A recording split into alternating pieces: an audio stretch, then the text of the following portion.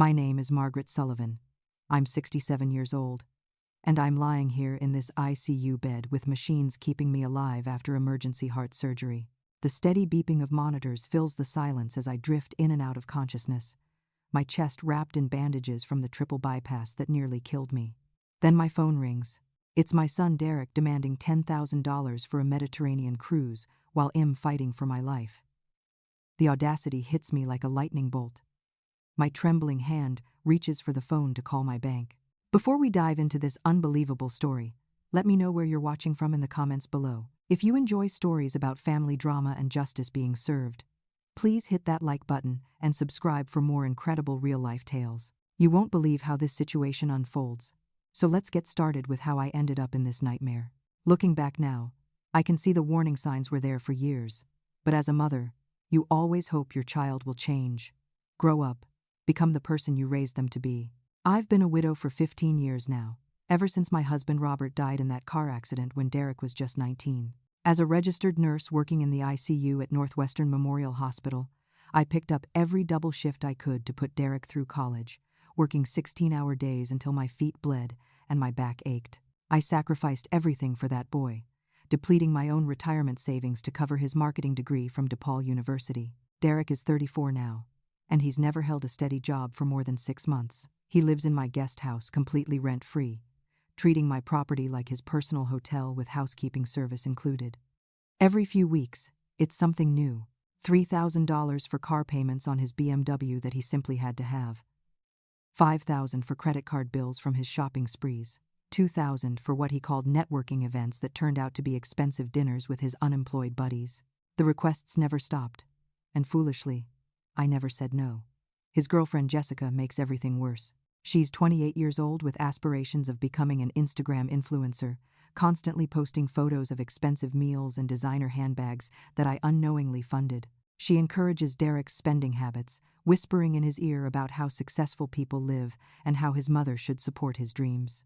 Last month alone, I gave him $3,000 for Jessica's so-called modeling portfolio, which consisted of overpriced photo shoots at trendy studios downtown. The month before that, it was $5,000 for Derek's business investment opportunity that never materialized into anything except empty promises and my empty bank account. The stress of constantly worrying about money while watching my hard-earned savings disappear was literally killing me. My blood pressure skyrocketed. I started having chest pains during my nursing shifts, and I found myself lying awake at 3 a.m, wondering how I'd afford my own medical bills if something serious happened. I was taking medication for anxiety and hypertension, conditions that never existed before Derek's financial demands became a weekly occurrence. My doctor warned me about stress-related heart problems, but I brushed off his concerns, thinking I was strong enough to handle anything life threw at me. Derek's manipulation tactics became more sophisticated over time. If I questioned any expense, he'd fly into a rage, accusing me of not loving him or trusting his judgment. He'd bring up his father's death, claiming Robert would have supported his ambitions without hesitation. When guilt didn't work, he'd resort to threats, saying he'd cut contact and I'd never see him again if I didn't help him out. These emotional manipulations worked because I was terrified of losing the only family I had left. I blamed myself for spoiling him after Robert died, thinking I was compensating for his father's absence. But I was actually creating a monster who saw me as nothing more than an ATM machine with unconditional love. By the time I ended up in the hospital, my savings had dwindled from a respectable retirement nest egg of $85,000 down to barely $15,000. I was hiding credit card statements and avoiding calls from my financial advisor because I was ashamed of how quickly Derek had burned through money he'd spent decades accumulating. I stopped going to lunch with my nurse friends because I couldn't afford to split the bill, and I started buying generic groceries while Derek and Jessica dined at expensive restaurants, using the credit cards I'd foolishly given him access to. The woman who had once been financially secure and proud of her independence had become a financial slave to her own son's greed and entitlement. The heart attack happened on a Tuesday morning in October while I was cleaning up Derek's latest mess in the guest house. I'd gone over to collect his laundry and discovered gambling receipts scattered across his desk, evidence of sports betting debts that totaled thousands of dollars. My hands shook as I read through the papers, realizing Derek had been placing bets on football games and basketball matches, using money I'd given him for supposed job interviews and networking events. The crushing weight of this betrayal, combined with months of financial stress and anxiety, triggered something in my chest that felt like an elephant sitting on my rib cage. I managed to call 911 before collapsing on Derek's unmade bed, gasping for air as sharp pain radiated down my left arm. The paramedics found me 20 minutes later, unconscious and barely breathing. During the ambulance ride, my blood pressure was dangerously low, and my heart rhythm was erratic. The emergency room doctor immediately ordered a cardiac catheterization, which revealed 3 major blockages in my coronary arteries. I needed emergency surgery, and the cardiologist warned that without immediate intervention, I probably wouldn't survive the night. The triple bypass surgery took 6 hours. For 48 hours afterward, I was in critical condition, sedated, and connected to multiple life support machines. My chances of survival were touch and go, with nurses monitoring me around the clock and doctors adjusting medications to keep my heart beating steadily. During this time, when any normal son would be sitting beside his mother's bed praying for her recovery, Derek was nowhere to be found. When the hospital called to inform him about my condition, he told them he was too emotional to see me like that and would visit when I was more stable. The first betrayal came while I was still heavily sedated and barely conscious. Derek called the ICU asking to speak to me about an urgent financial emergency.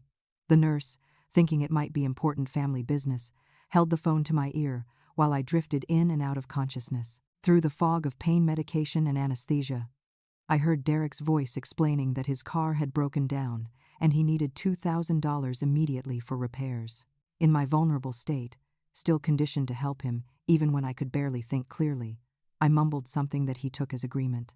Within hours, while I was unconscious and fighting for my life, Derek had transferred the money from my checking account. When I finally regained full consciousness 3 days later, a nurse mentioned that my son had called several times asking about my bank account access and whether I'd be able to handle financial decisions soon.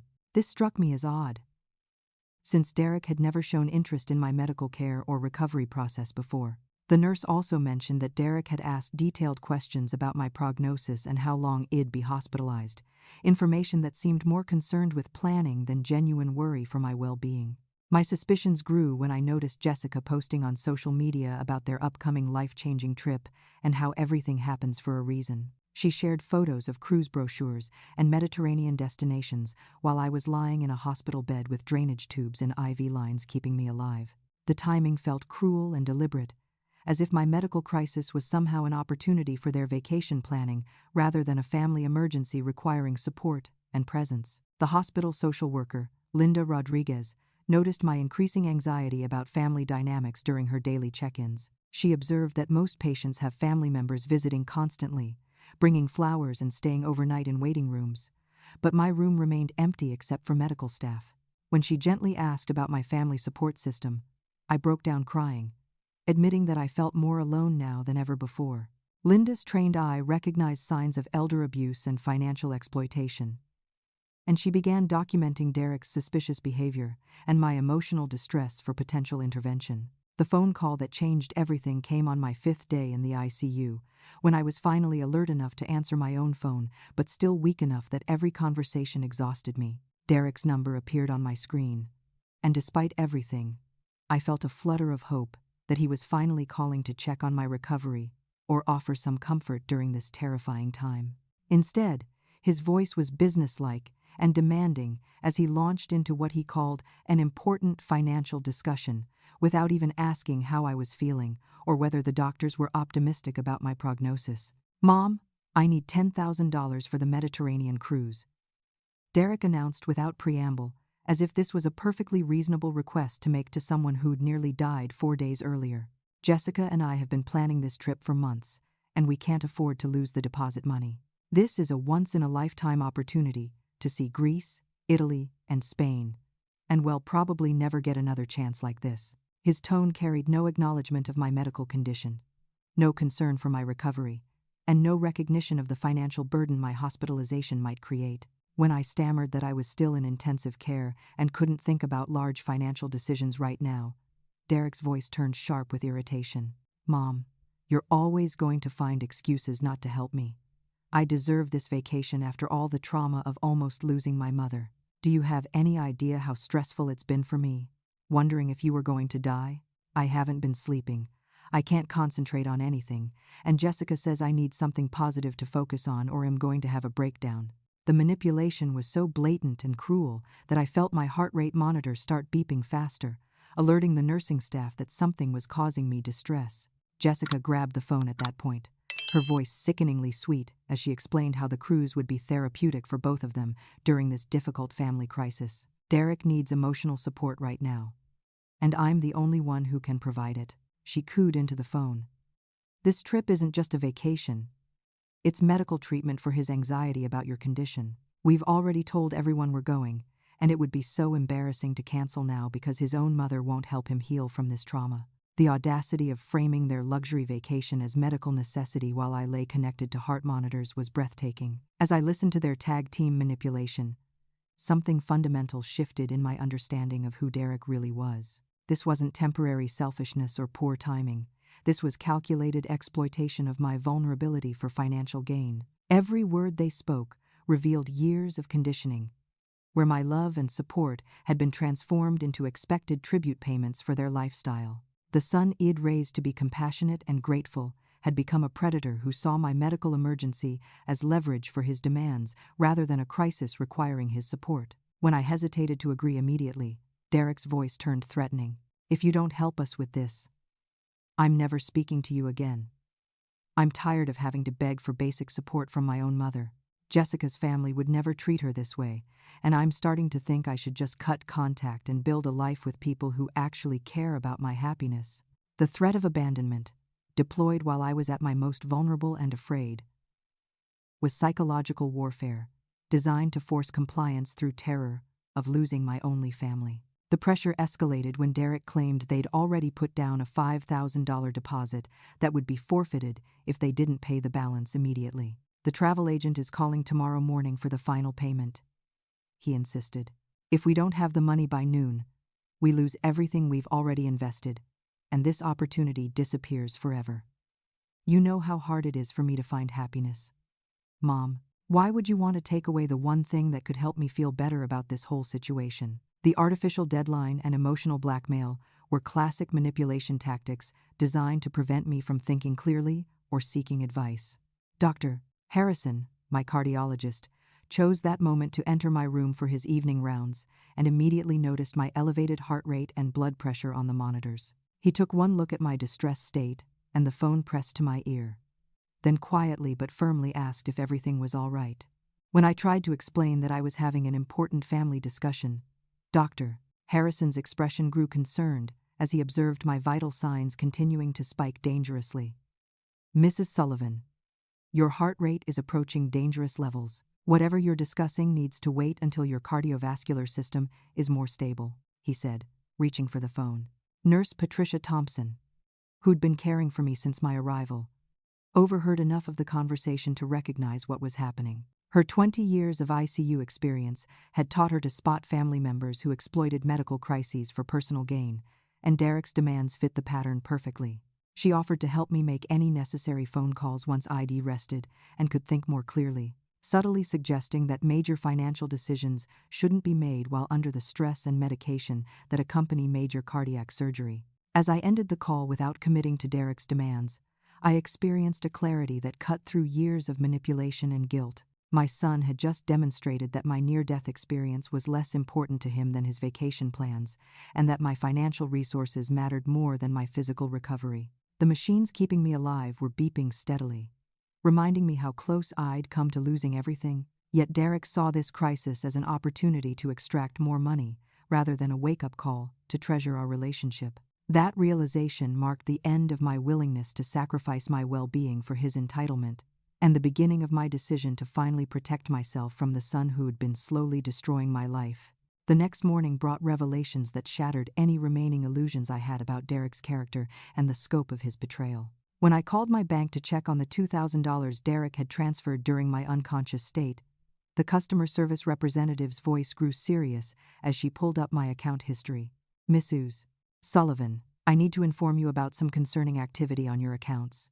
Someone has been attempting to access your retirement funds and savings accounts using what appears to be power of attorney documentation. But our fraud department flagged these attempts as potentially fraudulent. My hands trembled as I learned that Derek had forged power of attorney paperwork while I was sedated, attempting to gain complete control over my finances during my medical crisis. The bank's security department had prevented him from accessing my retirement accounts, worth $43,000. But only because the signatures didn't match their records and the timing seemed suspicious. Derek had planned to clean out my entire life savings while I was fighting for my life, viewing my medical emergency as the perfect opportunity for financial theft without consequences. The credit card revelations were equally devastating. While I was undergoing surgery and recovery, Jessica had gone on shopping sprees totaling over $4,000, purchasing designer handbags, expensive cosmetics, and spa treatments, as if celebrating my hospitalization. The charges were dated during my surgery and the critical 48 hours afterward, meaning they were literally spending my money on luxuries while doctors weren't sure if I'd survive. The itemized statements showed purchases at high-end boutiques and exclusive restaurants, painting a picture of celebration rather than concern during my medical crisis. Further investigation revealed Derek's gambling debts were far worse than the receipts I'd found suggested. He owed $25,000 to various bookmakers and loan sharks, and had been using my name and address as collateral for his betting activities. The loan sharks had my home address and phone number, believing I was guaranteeing Derek's debts through some family arrangement had fabricated. My property had unknowingly become security for Derek's addiction, putting my home ownership at risk without my knowledge or consent. The most shocking discovery came when I learned Derek had attempted to put my house up as collateral for a personal loan to cover his gambling losses. The mortgage company had received paperwork claiming I wanted to refinance and extract equity for family medical expenses, but their verification process had stalled the application when they couldn't reach me directly. Derek had been planning to mortgage my fully paid home to fund his addictions, leaving me with monthly payments I couldn't afford on a fixed income, while he used the cash for more gambling and luxury purchases. Derek's isolation tactics became clear as I tried to contact family and friends. Had been systematically telling everyone I was doing fine and didn't need visitors, phone calls, or assistance during my recovery. My sister Barbara in Milwaukee had tried calling the hospital multiple times, but was told I was resting comfortably and didn't want to be disturbed. My longtime friend Helen from the nursing program had attempted to send flowers, but was informed that I'd requested no gifts or visitors. Derek had been screening all my communications to maintain complete control over my situation and prevent anyone from witnessing his exploitation. The insurance fraud attempts were particularly callous. Derek had contacted my health insurance company, claiming to suffer from mental anguish and emotional distress due to my medical condition, attempting to file claims for psychological counseling and therapy sessions that didn't exist. Had also tried to upgrade my hospital room to a private suite without my knowledge, planning to bill my insurance for the extra charges, while telling the billing department I'd authorized the upgrade for my comfort during recovery. My financial advisor, Robert Chen, revealed that Derek had called claiming I wanted to liquidate my investment portfolio to cover medical expenses and family needs. Only Robert's insistence on speaking with me directly had prevented Derek from cashing out my remaining retirement investments worth $18,000. Derek had even provided fake documentation showing my signature authorizing the liquidation, but Robert's 20-year relationship with me made him suspicious enough to demand personal confirmation before proceeding. Nurse Patricia became an invaluable ally in documenting Derek's suspicious activities. Her detailed notes recorded every phone call Derek made to the hospital, his questions about my financial capacity, his requests for information about my prognosis, and his absence during critical moments when family support was most needed. Her professional experience with elder abuse cases helped her recognize the pattern of financial exploitation disguised as family concern, and she began coordinating with the hospital social worker to build a comprehensive record of Derek's predatory behavior. The evidence painted a clear picture of a son who viewed his mother's medical crisis as a business opportunity rather than a family emergency. Derek had spent months planning to exploit any vulnerability that might give him access to my finances, and my heart attack had provided the perfect cover for his schemes. Every interaction had been calculated to extract maximum financial benefit while maintaining plausible deniability about his intentions, revealing a level of premeditation that transformed sporadic manipulation into systematic elder abuse with criminal intent. The moment of decision came while staring at Derek's latest text message, demanding an immediate answer about the cruise money. My heart rate had stabilized enough for clear thinking, and the evidence of his systematic exploitation had crystallized into undeniable proof of financial abuse. With Nurse Patricia's support and the hospital social worker's encouragement, I made the phone call that would change everything. My fingers shook as I dialed my bank's fraud hotline, but my voice was steady as I spoke the words that began Derek's downfall. I need to report elder financial abuse and freeze all accounts immediately. The bank's fraud prevention team moved swiftly once I explained the situation. Within 20 minutes, every credit card Derek had access to was frozen.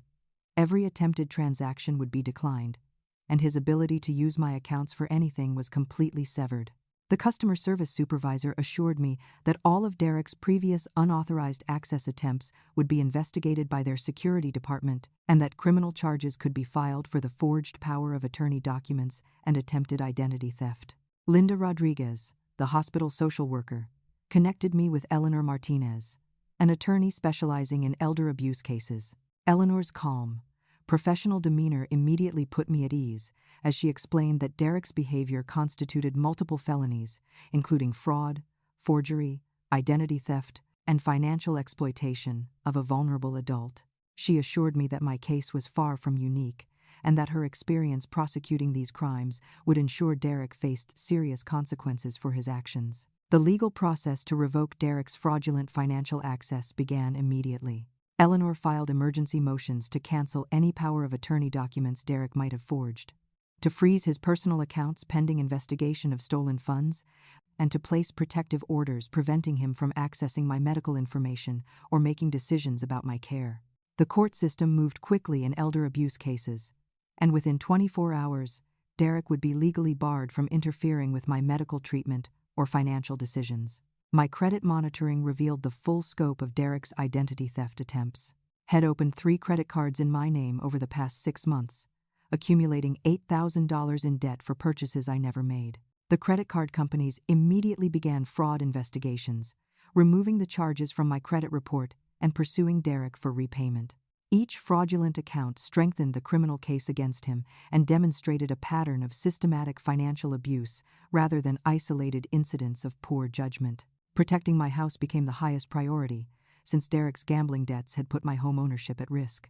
Eleanor immediately filed legal documents removing any claims Derek might have made against my property and alerting all financial institutions that any loan applications using my home as collateral were fraudulent. The mortgage company that had received Derek's refinancing application was contacted and informed that criminal charges were being filed for the attempted fraud. The process of blocking Derek's access to my medical information felt liberating after months of manipulation. New privacy settings ensured that only medical staff and explicitly authorized individuals could receive updates about my condition or make decisions about my care. Derek's name was added to a restricted list, preventing him from obtaining any information about my treatment or recovery progress without my explicit written consent. Financial institutions across the city received alerts about Derek's fraudulent activities.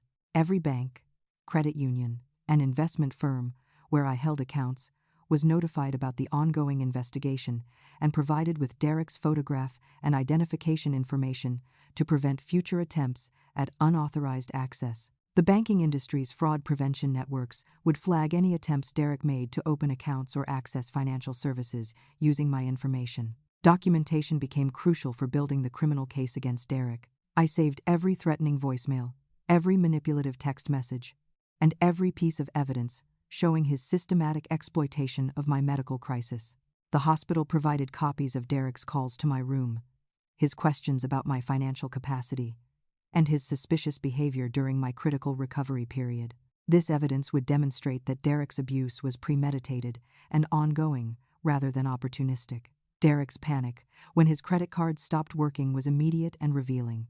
Within hours of the freeze, he was calling my hospital room demanding explanations for the declined transactions. His voice carried a mixture of rage and fear as he realized his financial pipeline had been severed, and his threats escalated as he understood that his access to my money was permanently cut off.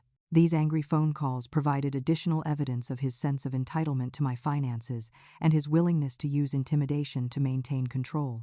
The confrontation erupted when Derek rushed to the hospital demanding face-to-face explanations for the frozen accounts. He stormed into my ICU room, screaming about his rights as my son and his legal authority to access my finances during my medical crisis. His public meltdown in front of medical staff and other patients revealed his true character to everyone present, destroying any remaining sympathy for his position and providing witnesses to his abusive behavior. Hospital security removed Derek from the premises when his verbal assault on the nursing staff became threatening and disruptive. His demands to speak with doctors about my mental capacity and his claims that I was not competent to make financial decisions were documented by security personnel and added to the growing file of evidence against him. The restraining order filing began that afternoon, seeking legal protection from Derek's escalating harassment and threats of retaliation for cutting off his access to my money. Derek's response to losing his financial control was swift and vicious, revealing the depth of his sense of entitlement and his willingness to destroy my reputation to regain access to my money. Within hours of being removed from the hospital by security, he began a systematic campaign of harassment and character assassination designed to portray me as mentally incompetent and himself as a concerned son, trying to protect his mother from her own poor judgment. The verbal assault on hospital staff escalated when Derek returned the next morning, demanding to speak with Dr. Harrison about my obvious mental decline and my inability to make rational financial decisions. He accused the nursing staff of manipulating a vulnerable elderly patient and threatened to file complaints with the state medical board about their unprofessional interference in family matters. His aggressive behavior toward Nurse Patricia was particularly disturbing, as he followed her down hallways, demanding access to my room and shouting about her illegal obstruction of family visitation rights. Derek's social media campaign began that same evening, with carefully crafted posts designed to generate sympathy for his position while painting me as an unstable elderly woman whose medical condition had affected her judgment. He shared photos from my hospital room without permission, accompanied by captions describing his heartbreak at watching his mother's mental decline and his difficult decision to seek guardianship to protect me from making harmful choices. Jessica joined the campaign, posting about the family crisis and their impossible situation of having to override an elderly parent's wishes for her own protection. The family manipulation was perhaps the cruelest aspect of Derek's retaliation strategy. He contacted my sister Barbara, my cousin Margaret, and other relatives, claiming that my medical condition had caused dementia or cognitive impairment that made me incapable of managing my finances. He described alarming incidents that never happened, claimed he'd been giving money to strangers and making irrational purchases, and insisted that immediate intervention was needed to prevent me from losing my life savings through poor judgment and confusion. Derek's fake suicide threats emerged when his other manipulation tactics failed to restore his financial access. He called the hospital claiming to be suicidal with grief over his mother's condition and her irrational hostility toward his attempts to help her. He demanded that medical staff convince me to restore his account access as a matter of family mental health, and suggested that my refusal to help him was driving him toward self-harm. These manipulative threats were designed to use my maternal instincts against me, forcing me to choose between my financial protection and my son's claimed well-being. Jessica's involvement in the harassment campaign became increasingly aggressive as she realized her luxury lifestyle was threatened. She began calling my hospital room directly, leaving voicemails that alternated between fake concern and thinly veiled threats. She claimed to have embarrassing photos of Derek from his childhood that she would release on social media if I didn't stop this ridiculous financial abuse of my boyfriend. Her threats to humiliate Derek publicly were designed to make me feel responsible for protecting him from his girlfriend's retaliation. The property damage came when Derek realized the guest house eviction was proceeding regardless of his threats and manipulations. Before the police arrived to oversee his removal, he systematically destroyed furniture, punched holes in walls, and poured paint over carpets and appliances. His vandalism was calculated to cause maximum financial damage while creating additional stress during my recovery period. The destruction of property he'd provided for his comfort demonstrated his complete lack of gratitude and his willingness to hurt me financially when he couldn't exploit me anymore. Derek's harassment campaign extended beyond the hospital to every aspect of my life he could access. He called my former workplace at Northwestern Memorial, spreading lies about my mental condition to former colleagues and supervisors. He contacted my primary care physician, my pharmacist, and my insurance company, claiming authority as my medical proxy and demanding information about my treatments and medications. Each call was designed to create confusion about my competence and his authority, while gathering information he could use for further manipulation. The interference with my medical care became dangerous when Derek convinced some staff members that he was acting in my best interests. He called Dr. Harrison's office claiming to be concerned about my paranoid delusions about financial abuse and my irrational hostility toward family members trying to help. He suggested that my medications might be causing confusion and that my medical team should consider psychiatric evaluation for what he described as elder dementia with paranoid features. Derek's systematic isolation of my support network was methodical and cruel. He contacted my longtime friends from the nursing program, telling them I was too embarrassed about my condition to want visitors and that family members were handling all my needs. He convinced my neighbor, Mrs. Patterson, that I didn't want her checking on my house because I was feeling ashamed about being unable to care for myself properly. His goal was to eliminate witnesses to his abuse while preventing anyone from offering me alternative perspectives or emotional support. The loan shark pressure added a dangerous element to Derek's retaliation strategy. When legitimate intimidation tactics failed, he provided my hospital contact information to the gambling creditors he owed, suggesting they could collect their debts by pressuring me directly. These criminals began calling my room with threats and demands for payment, creating additional stress during my recovery and demonstrating Derek's willingness to put my safety at risk to satisfy his own financial obligations. Derek's legal threats became increasingly desperate as his other retaliation methods failed to restore his control. He retained a questionable attorney who threatened to sue me for elder abuse and withholding medical information from concerned family members. The legal papers claimed I was mentally incompetent due to medical trauma and sought emergency guardianship that would give Derek complete control over my medical care and financial decisions. This final manipulation attempt was designed to use the legal system to override my autonomy and restore his access to my resources. The 24-hour ultimatum came in a voice message that perfectly encapsulated Derek's combination of manipulation, threats, and entitlement. "Mom, you have one day to come to your senses and stop this ridiculous persecution of your own family," he said, his voice alternating between fake concern and barely controlled rage. "If you don't restore my account access and apologize for this embarrassment by tomorrow night, I'm done with you forever. You'll never see me again, and you'll spend your final years alone because you chose money over family. This is your last chance to do the right thing." The message revealed his complete inability to recognize his own wrongdoing and his continued belief that I existed solely to fund his lifestyle choices. The transformation in my support system began with the hospital staff who had witnessed Derek's behavior firsthand. Nurse Patricia became my fiercest advocate, using her decades of experience to recognize the signs of elder abuse and coordinate with other departments to build comprehensive protection around my care. Her detailed documentation of every incident, every suspicious phone call, and every manipulation attempt created an unshakable foundation for the criminal case developing against Derek. She assigned herself to my shifts whenever possible, ensuring that I had consistent support from someone who understood the full scope of Derek's abuse. Dr. Harrison's medical opinion became crucial in establishing that Derek's harassment was actively hindering my recovery. His formal assessment stated that the stress from Derek's financial demands and threatening behavior was causing dangerous spikes in my blood pressure and heart rate, potentially triggering additional cardiac episodes that could be life-threatening. His documentation proved that Derek's actions constituted a direct threat to my physical health, strengthening both the criminal charges and the restraining order applications. The hospital social work department rallied around my case with unprecedented coordination. Linda Rodriguez worked with the Elder Abuse Prevention Unit to ensure every aspect of Derek's exploitation was properly documented and reported to appropriate authorities. She connected me with support groups for elder abuse survivors, helping me understand that I wasn't alone in facing this type of family betrayal.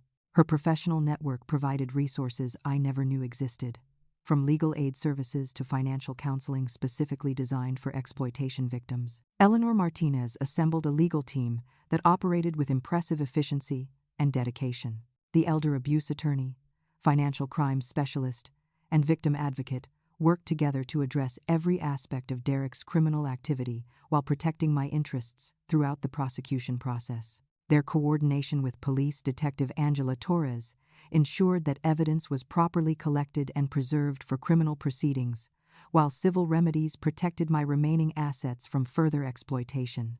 The bank's investigation results provided devastating evidence of Derek's systematic financial crimes. Their forensic accounting revealed not just the obvious unauthorized transactions, but sophisticated attempts to manipulate my account records, forge authorization documents, and create false trails to cover his theft.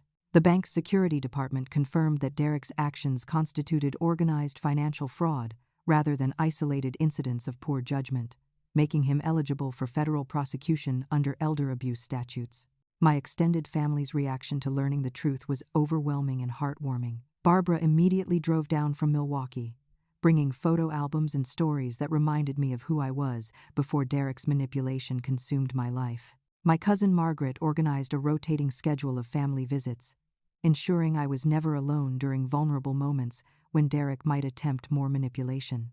Their shocked reactions to Derek's behavior confirmed that his actions were aberrant and cruel rather than normal family financial arrangements. The rally of longtime friends provided emotional validation that I desperately needed.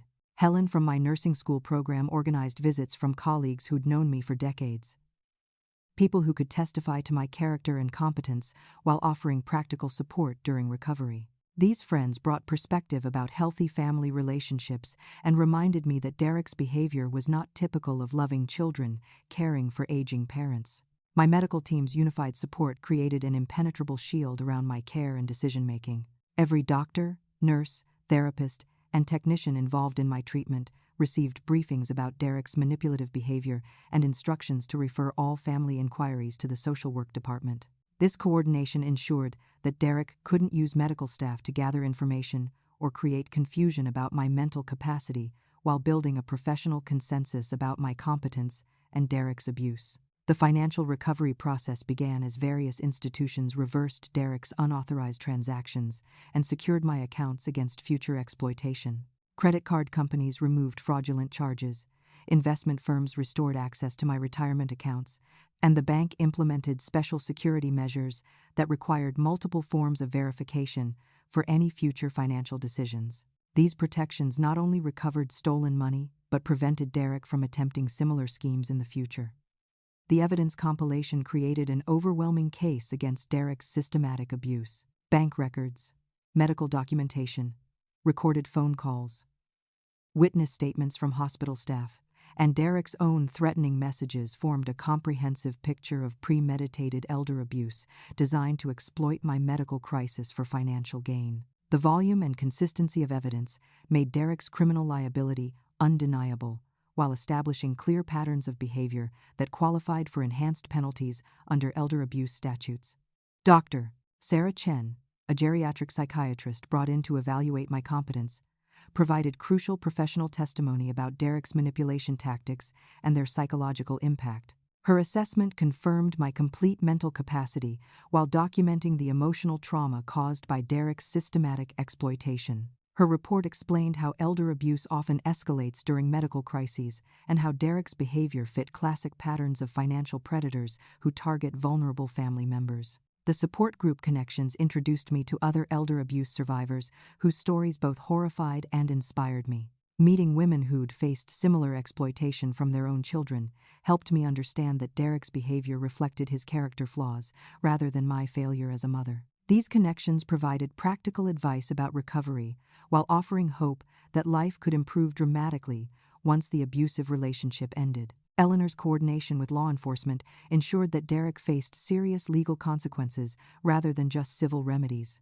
Detective Torres' investigation revealed additional victims of Derek's schemes, including elderly neighbors he'd befriended to gain access to their financial information. The discovery of multiple victims transformed Derek's case from isolated family abuse to organized elder exploitation, qualifying him for federal prosecution with significant prison time rather than just probation and restitution. The criminal charges against Derek were filed within a week of the evidence compilation being completed, and the scope of his legal troubles expanded rapidly as investigators discovered additional victims and more sophisticated fraud schemes.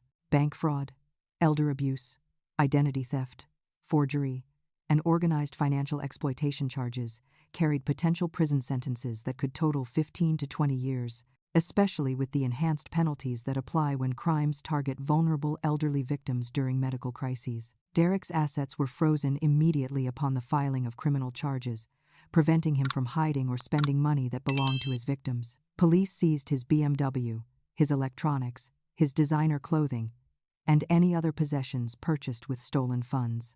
His bank accounts were emptied and held in escrow pending restitution orders, leaving him with no access to the lifestyle he'd maintained through systematic theft and manipulation.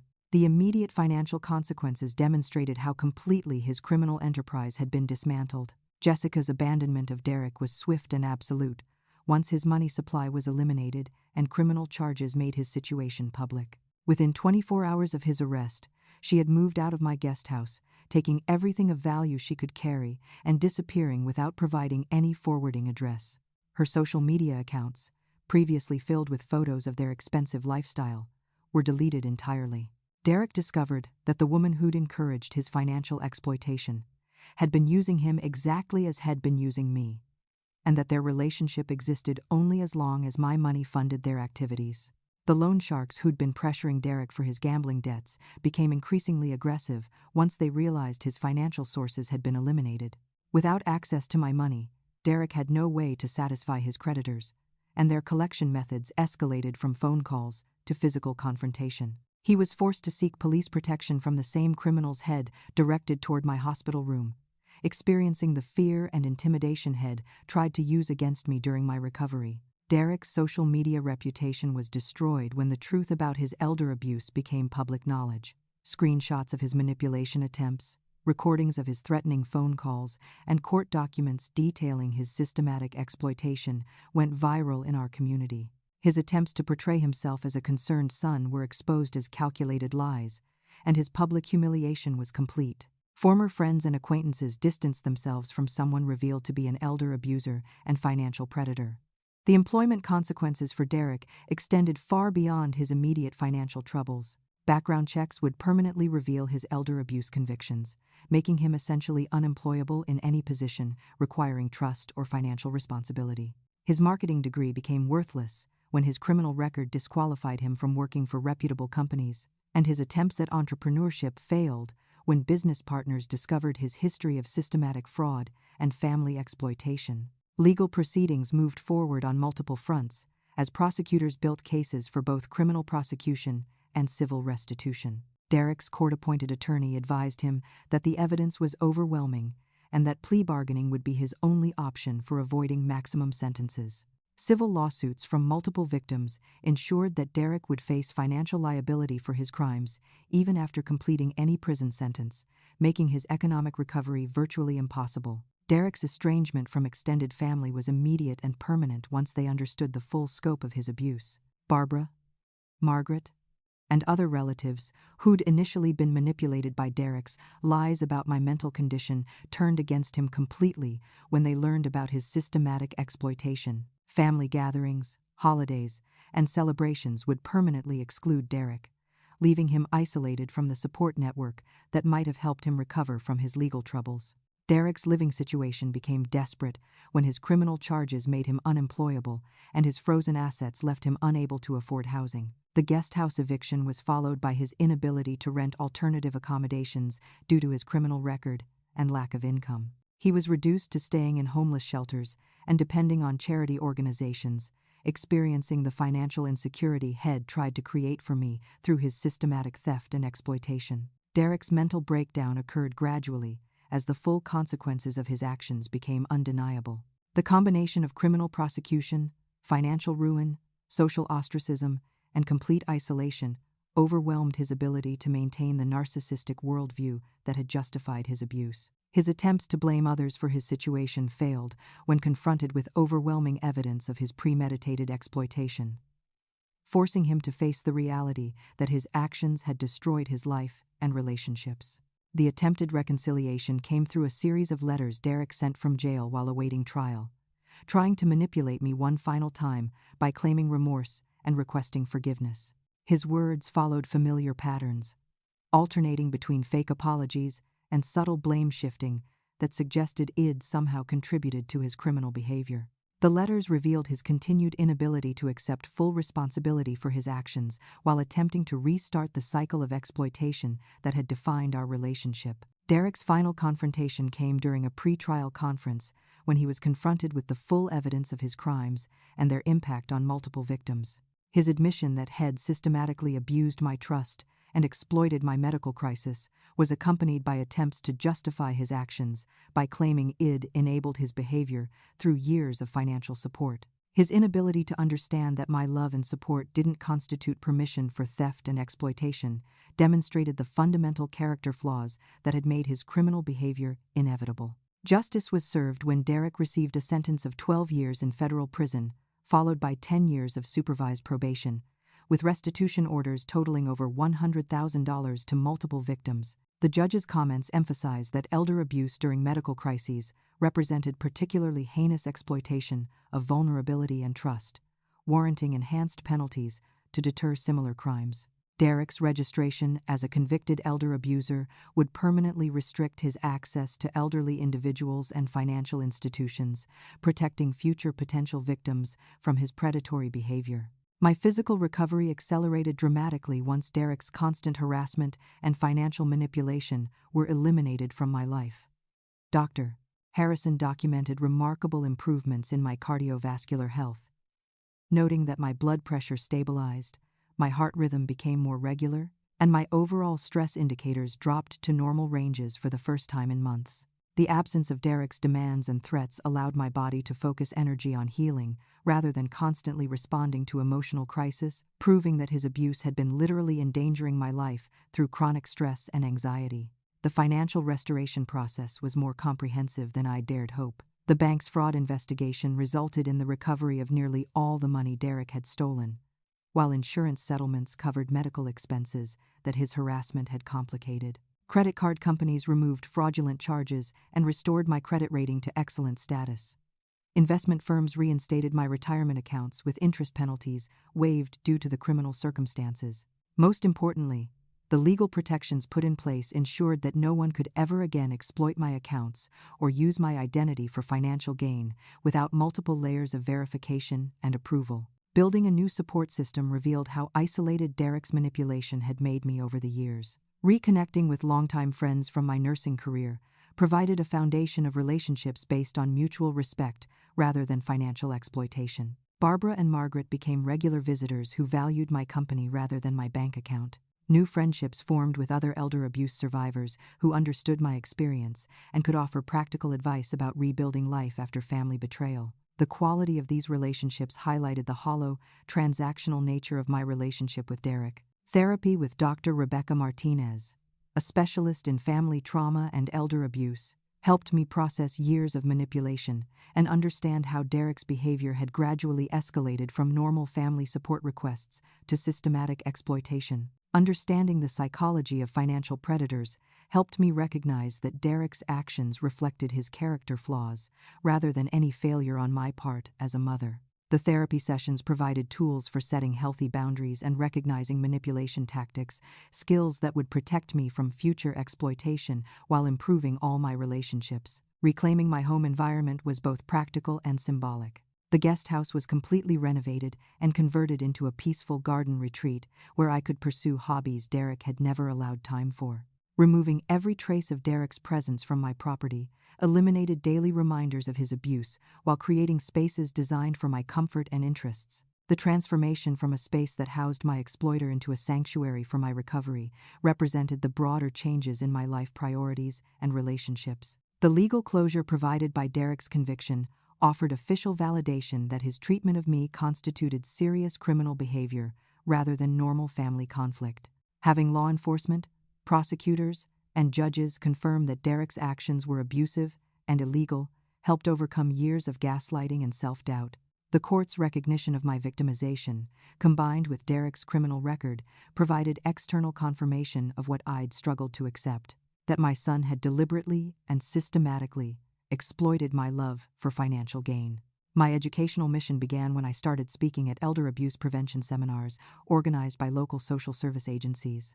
Sharing my story helped other elderly individuals recognize warning signs of financial exploitation before losing their life savings to predatory family members. These presentations connected me with professionals working to protect vulnerable adults while providing a sense of purpose in turning my traumatic experience into protection for others. The positive feedback from audience members confirmed that my willingness to speak publicly was helping prevent similar crimes. Working with my financial advisor to implement new protection strategies ensured that my remaining assets would be secure, regardless of future medical crises or family pressures. Trust structures, automatic bill payment systems, and multiple authorization requirements created layers of protection against any future exploitation attempts. Investment strategies focused on preserving capital while providing steady income eliminated the financial stress that had contributed to my health problems. These protections allowed me to focus on enjoying life rather than constantly worrying about money management. Rebuilding relationships with extended family members required addressing the damage Derek's lies had caused during his manipulation campaign. Barbara and Margaret appreciated learning the truth about Derek's systematic abuse and became even more supportive once they understood how completely he'd deceived everyone. Family gatherings became enjoyable again, without Derek's constant financial demands and manipulative behavior. Holiday celebrations focused on genuine connection rather than his dramatic exploitation of every family interaction for monetary gain.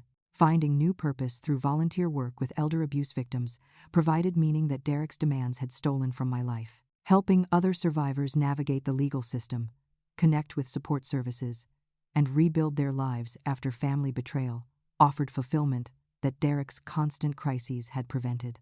These volunteer activities used my nursing skills and life experience in positive ways while contributing to a cause that could prevent other families from experiencing the devastation Derek had inflicted on our relationship. The health improvements extended beyond cardiovascular recovery to encompass mental and emotional well-being that I hadn't experienced in years. Sleep improved dramatically without constant worry about Derek's next financial crisis or manipulation attempt. Energy levels increased when they were no longer depleted by stress and anxiety about his behavior. Appetite returned to normal without the stomach problems that had plagued me during the worst periods of his exploitation.